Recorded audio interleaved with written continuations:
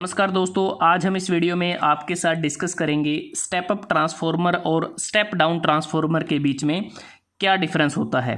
अगर बात करें सबसे पहले ट्रांसफॉर्मर की, ट्रांसफॉर्मर एक स्टैटिक इलेक्ट्रिकल डिवाइस होता है जिसका कार्य होता है एक सर्किट से दूसरे सर्किट तक अल्टरनेटिंग करंट इलेक्ट्रिकल पावर को ट्रांसफ़र करने का, सेम फ्रीक्वेंसी पर लेकिन वोल्टेज लेवल को चेंज करके, या फिर कह सकते हैं जो मेन सप्लाई से हमें प्राइमरी वाइंडिंग में जो इलेक्ट्रिकल एनर्जी मिलती है उसको कन्वर्ट किया जाता है मैग्नेटिक एनर्जी में, जो मैग्नेटिक कोर होता है जो सॉफ्ट आयरन से बना होता है, और उसको फर्दर फिर अगेन इलेक्ट्रिकल एनर्जी में कन्वर्ट किया जाता है सेकेंडरी वाइंडिंग में, और उसके बाद उसको लोड को ट्रांसफ़र कर दिया जाता है। इस प्रकार से ट्रांसफॉर्मर कार्य करता है। अब जानते हैं कि स्टेप अप ट्रांसफॉर्मर और स्टेप डाउन ट्रांसफॉर्मर के बीच में क्या क्या डिफरेंस होते हैं। कुछ फैक्टर को हमने कंसीडर किया है जिसके आधार पर देखेंगे कि कैसे ये दोनों ट्रांसफॉर्मर एक दूसरे से अलग होते हैं।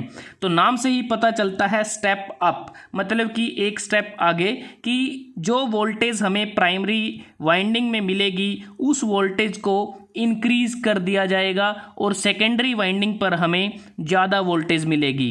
और जो स्टेप डाउन है, मतलब कि इसमें डाउन करेंगे वोल्टेज को, क्योंकि प्राइमरी वाइंडिंग में हमें ज़्यादा वोल्टेज मिलती है और उसको सेकेंडरी वाइंडिंग में उसको कम कर दिया जाता है। उसी प्रकार से अगर बात करें, जो प्राइमरी वाइंडिंग होती है वहाँ पर हमारे पास लो वोल्टेज होता है, हाई करंट होता है, और उसमें जो नंबर ऑफ टर्न होते हैं वो भी कम होते हैं। ये स्टेप अप की बात कर रहे हैं। और जो सेकेंडरी वाइंडिंग या सेकेंडरी कोयल है, तो यहाँ पर हम क्या करेंगे, लो वोल्टेज को चेंज कर दिया जाता है हाई वोल्टेज में, हाई करंट को कन्वर्ट कर दिया जाता है लो करंट में, और ये तभी संभव है जब हम नंबर ऑफ टर्न्स हमारे इंक्रीज कर देते हैं। तो इस प्रकार सेकेंडरी वाइंडिंग में जो नंबर ऑफ टर्न्स होते हैं वो ज़्यादा होते हैं। अगर स्टेप डाउन ट्रांसफॉर्मर की बात करते हैं, ये स्टेप अप के बिल्कुल अपोजिट होता है। प्राइमरी वाइंडिंग या प्राइमरी कोयल में हम हाई वोल्टेज और लो करंट की सप्लाई करते हैं, और इस केस में नंबर ऑफ टर्न ज़्यादा होते हैं, ये जो वायर आप देख रहे हैं। और जो सेकेंडरी वाइंडिंग या सेकेंडरी कोयल होती है, यहाँ पर हमें लो वोल्टेज मिलती है, हाई करंट मिलता है, और ये लेस नंबर ऑफ टर्न के कारण होता है। तो इस प्रकार से ये कंस्ट्रक्शन भी रहती है और इसका मेन फंक्शन भी रहता है। अगर हम बात करते हैं आउटपुट रेटिंग की बात करें, जो स्टेप अप ट्रांसफॉर्मर होते हैं ये बेसिकली 220 वोल्ट से 11,000 वोल्ट या उससे अधिक तक इसकी आउटपुट की रेटिंग रहती है। अगर बात करें हम स्टेप डाउन ट्रांसफॉर्मर की, तो स्टेप डाउन ट्रांसफॉर्मर के केस में जो आउटपुट की जो रेटिंग रहती है वो बेसिकली या तो हम जो 440 वोल्ट है उसको 220 वोल्ट में चेंज कर सकते हैं, 220 वोल्ट को 110 वोल्ट में चेंज किया जा सकता है, या फिर जो 110 वोल्ट है उसको 24 वोल्ट में, 20 वोल्ट में या 10 वोल्ट में, इस प्रकार से रिडक्शन की जाती है वोल्टेज की स्टेप डाउन ट्रांसफॉर्मर के द्वारा। अगर वाइंडिंग मटेरियल की बात करते हैं, जो हमने वाइंडिंग की है प्राइमरी और सेकेंडरी, ये स्टेप अप ट्रांसफॉर्मर के केस में जो प्राइमरी वाइंडिंग होती है वो थिक इंसुलेटेड कॉपर वायर की होती है, जबकि जो सेकेंडरी वाइंडिंग होती है वो थिन इंसुलेटेड कॉपर वायर की होती है।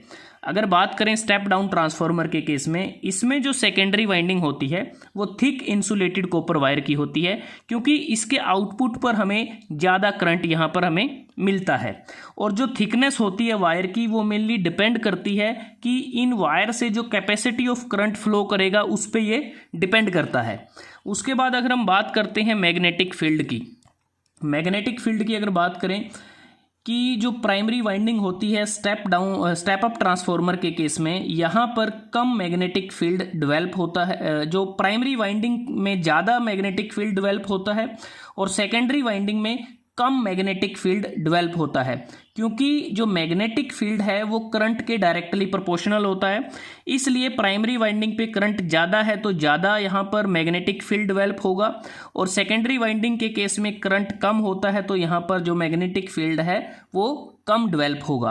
अगर बात करें स्टेप डाउन ट्रांसफॉर्मर के केस में, तो यहाँ पर प्राइमरी वाइंडिंग में या प्राइमरी कोयल पर हमें कम करंट यहाँ पर मिलता है, तो प्राइमरी जो वाइंडिंग है तो यहाँ पर कम करंट होने के कारण कम मैग्नेटिक फील्ड डेवलप होगा, जबकि सेकेंडरी कोयल या सेकेंडरी वाइंडिंग में हाई करंट हमें मिलता है तो यहाँ पर ज़्यादा जो मैग्नेटिक फील्ड है वो डेवलप होगा, ये होगा लो वोल्टेज और हाई करंट के कारण। अब बात करते हैं कि जो इसकी एप्लीकेशन क्या रहती हैं, कहाँ पर इसका इस्तेमाल किया जाता है। एप्लीकेशन की बात करें, स्टेप अप जो ट्रांसफॉर्मर है इसको हम पावर ट्रांसमिशन में इसका यूज़ करते हैं, पावर प्लांट में इसका यूज़ करते हैं, जनरेटर ट्रांसफॉर्मर जो हम यूज़ करते हैं, एक्सरे मशीन में इसका यूज़ किया जाता है, माइक्रोवेव में इसका यूज़ कर सकते हैं। अगर स्टेप डाउन ट्रांसफॉर्मर की बात करते हैं तो इसको हम डोरबेल में इसका इस्तेमाल करते हैं, वोल्टेज कन्वर्टर में इसका इस्तेमाल करते हैं।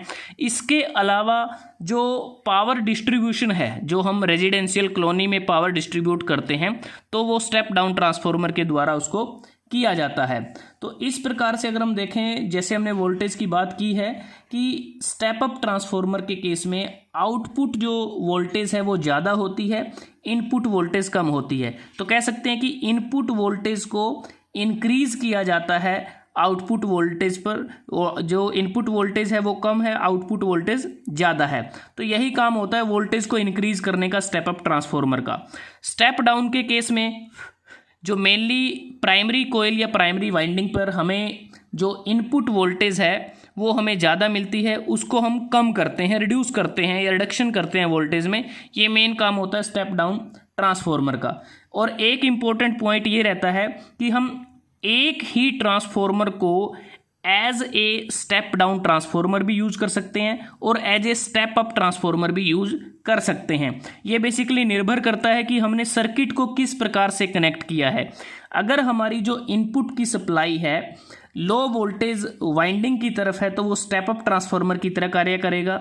अगर हमने इनपुट की सप्लाई इस तरफ से दे दी है तो वो as a step down transformer कार्य करेगा। तो यहाँ एक चीज़ क्लियर होती है कि हम सेम ट्रांसफॉर्मर को स्टेप डाउन ट्रांसफॉर्मर के रूप में भी यूज कर सकते हैं और स्टेप अप ट्रांसफॉर्मर के रूप में भी उसको यूज कर सकते हैं। तो दोस्तों आज हमने इस वीडियो में आपके साथ डिस्कस किया स्टेप अप ट्रांसफॉर्मर और स्टेप डाउन ट्रांसफॉर्मर के बीच में क्या डिफरेंस होता है। अगर आपको ये वीडियो अच्छा लगा आप इसको लाइक कर सकते हैं, शेयर कर सकते हैं अपने दोस्तों के साथ, स्टूडेंट्स के साथ, और चैनल को सब्सक्राइब करना ना भूलें। जल्दी हाजिर होते हैं एक नए वीडियो के साथ, तब तक के लिए धन्यवाद। आपका दिन शुभ रहे।